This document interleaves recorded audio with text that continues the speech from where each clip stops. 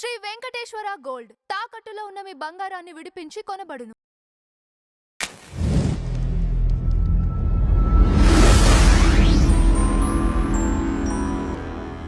నమస్తే, welcome to our channel. ముందుగా ప్రేక్షకులకు దేవీ నవరాత్రి శుభాకాంక్షలు. అమ్మవారి కృపా కటాక్షం ఎల్లవేళలా ఉండాలని మనస్ఫూర్తిగా ఆశిస్తూ ఈనాటి కార్యక్రమం దేవి అంటే ఏంటి, అసలు దేవీ నవరాత్రులు ఎందుకు జరుపుకుంటారు, దేవి ఎలా ఉద్భవించింది, ఆ ఉద్భవించినప్పుడు ఈ దేవీ నవరాత్రులు ఎలా పుట్టాయి, అసలు ఈ 11 రోజులు అంటే 9 రోజుల అవతారాల్లో భాగంగా ఈసారి వచ్చే నవరాత్రుల్లో చాలా విశిష్టత ఉందని పురోహితులు చెప్తున్నారు. అలాగే కొంతమంది కూడా అంటున్నారు. ఈ 11 రోజులు రావడానికి గల కారణాలేంటి? ఆ అమ్మవారి విశిష్టత ఏంటి? అమ్మవారి కృపా కటాక్షం ఎలా ఉంటది అనే దాని మీద మనకు క్షుణ్ణంగా వివరించడానికి Shri Rajashyamala charitable trust chairman, అలాగే మహాబగల్ అఘోరి తంత్రి, నంది అవార్డు గ్రహీత పెన్నంపల్లి నిశాంత్ శర్మ గారు ఉన్నారు. వారిని అడిగి మీతో విషయాలు తెలుసుకుందాం. గురుగారు నమస్తే అండి. మహాదేవ, ఎలా ఉన్నారు? బాగున్నాను. దేవి కృపా కటాక్షం అందరి వేళలా, అన్ని వేళలా, అలాగే అమ్మ దయ ఉంటే అన్నీ ఉన్నట్టే అని చెప్పేసి కూడా అంటారు. మా అందరి మీద ఆ దేవి చల్లని చూపులు ఉండేలా కార్యక్రమంలోకి వెళ్ళే ముందు ఒక చక్కటి శ్లోకంలో ప్రారంభిద్దాం. యా దేవి సర్వభూతేషు శక్తి రూపేణ సంస్థిత, నమస్తస్యై నమస్తస్యై నమస్తస్యై నమో నమః. యా దేవి సర్వభూతేషు మాతృరూపేణ సంస్థిత, నమస్తస్యై నమస్తస్యై నమస్తస్యై నమో నమః. గురుగారు, అమ్మవారు ఈ 9 రోజులు 11 అంటే లెక్కకైతే 9 రోజులనే అంటారు. కానీ ఈసారి వచ్చే అవతారాల్లో 11 రోజులు ఉన్నాయని చెప్పేసి కూడా కొంతమంది అంటున్నారు. అలాగే ఇంకోటేందంటే అమ్మవారు ఎలా ఉద్భవించారు? ఈ దేవీ నవరాత్రుల్లో ఉన్న రహస్యం ఏంటి? చేసుకోవడానికి గల కారణాలేంటి? అమ్మవారి గురించి మాకు క్లుప్తంగా వివరిస్తారని చాలా అడుగుతున్నాను. సంతోషంగా అండి. వాస్తవానికి ఏంటి అంటే దైవాంశ సంభూతుల జన్మము అనేటువంటి రహస్యాలు. కాకపోతే ఆదిపరాశక్తి యొక్క అంశంలో నుంచి జన్మించిన వారు వీరంతా. ఎందుకంటే సతీదేవి మరణం గురించి అందరికీ తెలిసిందే.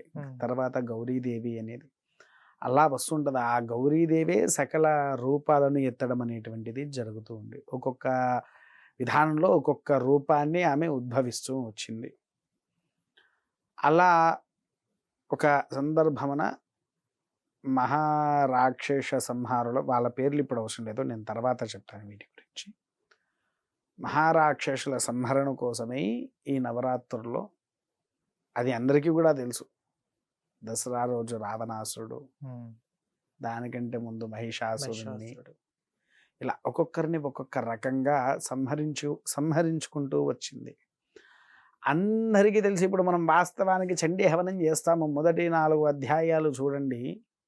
చండీ పరదేవత అనే దేవతలు రాక్షసులను సంహరించారు. కానీ 9 శ్లోకాల 9 అధ్యాయాల్లో చూడండి, సరస్వతీదేవి చాలామంది రాక్షసులను చంపింది.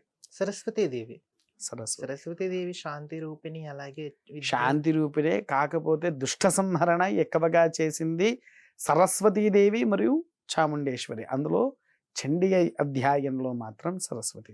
అయితే ఒక్కొక్క రాక్షసుని సంహరించడానికి ఒక్కొక్క అవతారంగా అమ్మవారు ఉద్భవించడం జరిగింది. ఒకటేంటి అని అంటే, వాస్తవానికి మనకు దుర్గాదేవి నవదుర్గే అవతారంలో ఎత్తింది. ప్రథమం శైలిపుత్రంచ, ద్వితీయే బ్రహ్మచారిణి. ఇలా మనకు శ్లోకం కూడా ఉంది, అది మీరు చూస్తే కనిపిస్తుంది. ఇట్లా 9 అవతారాలు ఎత్తినవి ఉన్నాయి. కాకపోతే ఏంటి అంటే, ఈ అవతారాలను ప్రథమంగా తీసుకోకుండా, ఎందుకు అనంటే ఇందులో 8వది కాలరాత్రి అవతారంలో ఉంటుంది. 8 అన్నా 9 అన్నా ఒక్కొక్కసారి సందర్భాలను బట్టి వస్తుంది. కాలరాత్రిలో ఏం చేయాలి? రాత్రి వేళల్లో పూజ చేసేది. ఇదపూర్వంలో పాపం విజయవాడలో అలానే చేసేసరికి దాన్ని వీడియో బయటకు వచ్చేసరికి పాపం అమ్మవారి దగ్గర బ్రాహ్మణులను చాలా ఇబ్బందులు పెట్టారు. అందుకోసం అప్పటి నుంచి ఏంటి అంటే వారు అలంకరణలు మార్చేశారు.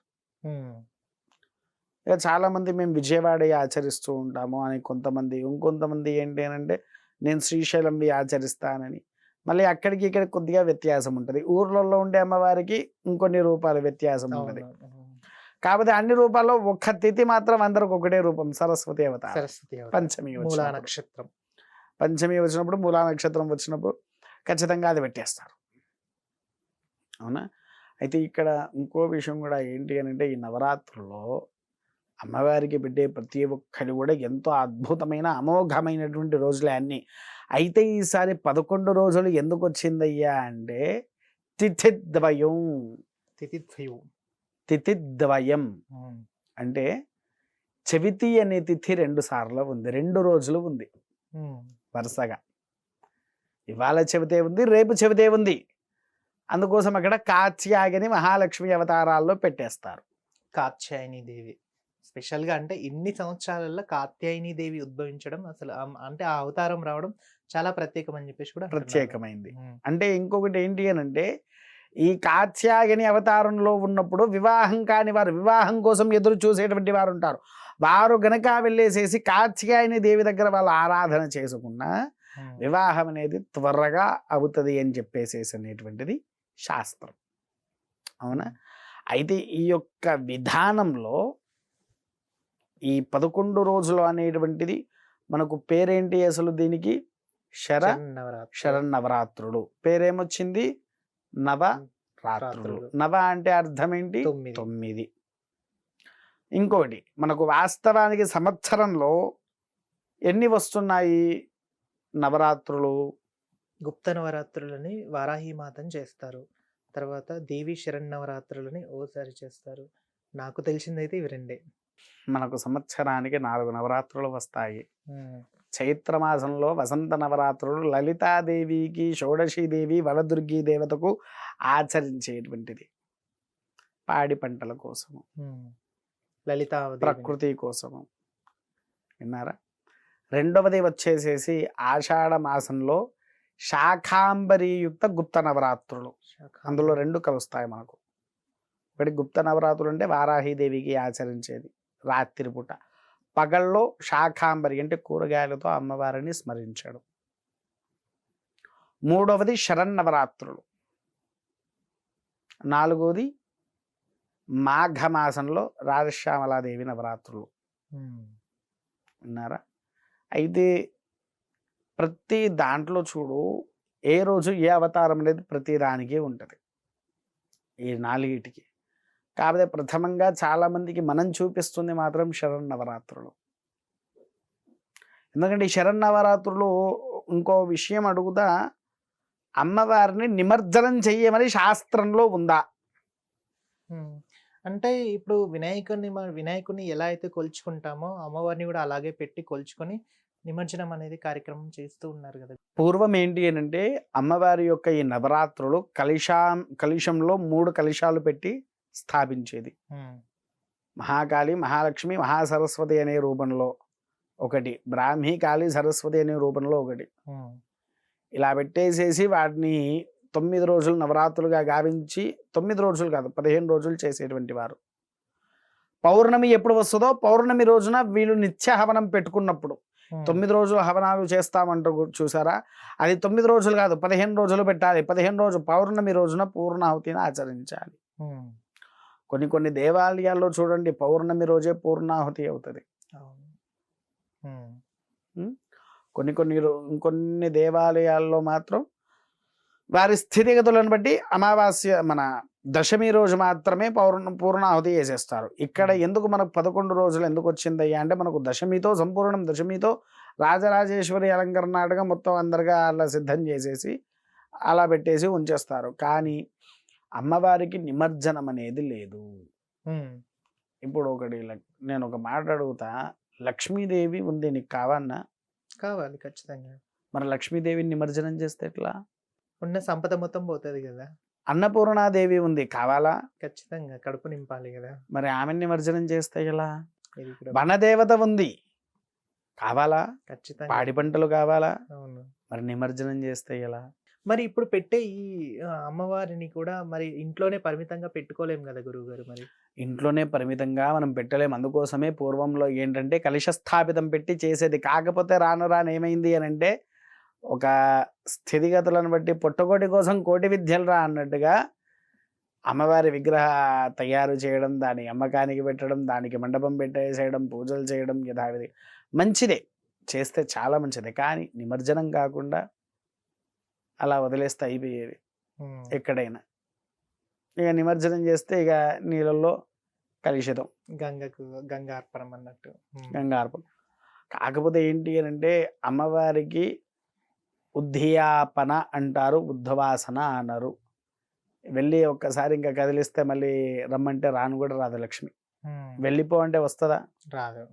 అవునా? మరి 9 అవతారాలను మహాలక్ష్మి పెట్టినప్పుడు దాన్ని తీసుకుపోయి నిమజ్జనం చేస్తున్నప్పుడు లక్ష్మీ రా అంటే ఎందుకు వస్తుంది? అవునా కాదా? కాకపోతే ఏంటి అంటే మనం చేసే ధర్మ కర్తవులు ఏవైతే ఉన్నాయో అవి ఆచరిస్తే సరిపోతుంది. పెట్టుకోవచ్చు, విగ్రహం పెట్టుకోవాలనేది అయితే శాస్త్రంలో లేదు. కాకపోతే కొంతమందిగా వీటిని వ్యాపారం చేయడం, పెట్టడం, లేకపోతే కొంతమంది గొప్పల కోసం పూజలు చేయడం, ఇంకొంతమంది ఎలా ఉంటుంది అని అంటే పూజలు చేసేటివన్నీ నేనే, నా తర్వాత ఇంకెవ్వరు లేరు అని. మీరు నమ్ముతారో నమ్మరో, నేను మా ఊర్లో ఒక ప్రముఖ స్థలంలో దుర్గాదేవిని పెట్టారు, మండపం తయారు చేశారు. నన్ను ఒకరోజు పిలిచారు, పిలిచేసి నన్ను చేయమని చెప్పారు, పూజ చేయమని. అందులో ఒక పర్సన్ ఉన్నాడు, అసలు మొత్తం మెయింటెనెన్స్ ఇంక అతనే చూసుకునేది. అందరు ఇంకా యూత్ పిల్లలు, ఆయన కొంచెం మంచి ఇంకా గవర్నమెంట్ ఎంప్లాయ్, అతను ఇంకా గవర్నమెంట్ ఎంప్లాయ్. ఏమవుతుంది అని అంటే అక్కడికి వెళ్ళాక ఆ పర్సను ఇప్పుడు నిత్యంగా జరిగే పూజలకు కానివ్వండి, ప్రతిదానికి ఒక సామాన్ల లిస్ట్ అనేది ఇచ్చేస్తాం కదా నైవేద్యాల రహితంగా. 3 కిలోల జీడిపప్పు రాస్తే పూజలకు మాత్రం కేజీ పడతాం, మిగిలిన 2 కిలోలు ఆయన ఇంటికి. అన్నదానంకి 500 కిలోలు జమ చేస్తాడు, 400 కిలోలు వాళ్ళ ఇంట్లో, 100 కిలోలు అతనికి. అంటే 100 కిలోలు భోజనానికి. కొంతమంది ఏం చేస్తున్నారంటే వీటి మీద సంపాదిస్తున్నారు. అది చాలా తప్పు గురుగారు. ఇంకా తర్వాత దాన్ని ఏం చేశారంటే ఆ స్థలంలో ఒక దుర్గాదేవి విగ్రహం తీసుకువచ్చి ప్రతిష్ఠ చేసేది, దాన్ని గుడి చేసేసారు అక్కడ. మళ్ళీ దుర్గాదేవిని కూడా పెడతారు, ఎందుకనంటే ఆ ఏరియాలో దుర్గాదేవి సంచరిస్తుందని ఒకటి పుకారుగా లేపేసి, అది ప్రముఖమైన స్థలం. నేను అది పూర్తి డీటెయిల్స్ ఇవ్వను, విన్నారా? అక్కడ పెట్టేసేసి ఇంకా దానికి ఆయన్నే పూజారిగా ఉండిపోయాడు ఇంకా కంప్లీట్లీ. అక్కడికి భక్తులు ఎవరైనా వచ్చి ఆయనను ఇట్లా అట్లా అంటే, ఓ నాన్న నాలుక మీద వచ్చలు ఉన్నాయి, శపిస్తా నేను అని అందరినీ భయపెట్టేస్తున్నాడంట.